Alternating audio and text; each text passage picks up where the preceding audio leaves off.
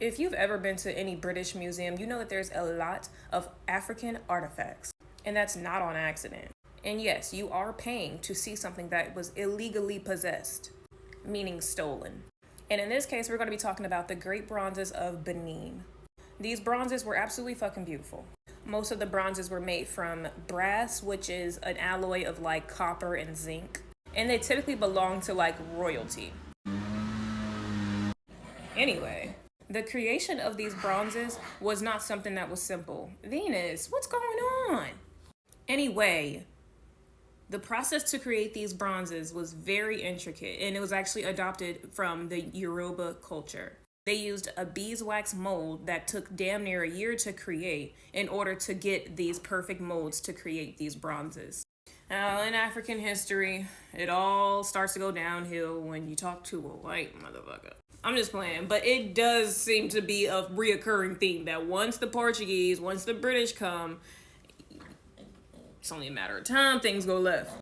And in this case, it started with the Portuguese.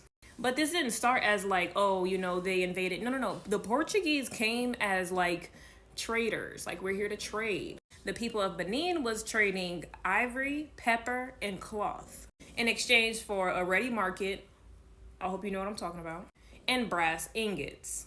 The brass was used to create these bronzes. And this is where it went from trade to fucking theft, outright theft. Now, considering this happened between the 15th and 18th century, and Africa wasn't equipped with the artillery that the Portuguese and the British were equipped with, this theft, this robbery, it wasn't too hard to do, right?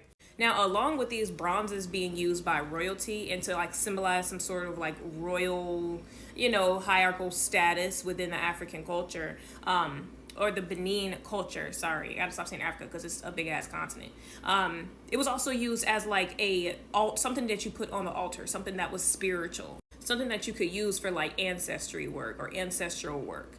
And what's funny about what I just told you is the British used them for the exact same purpose.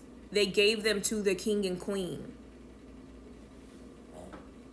But how did they do it? Give me a minute. So like I said, it started as like a, commerce relationship, a business relationship. And that's how they finagled their way into a lot of different African countries and territories just to fuck them up.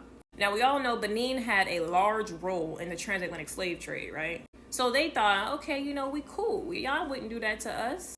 Ain't wrong. So in 1897, on Benin's Independence Day, talk about karma,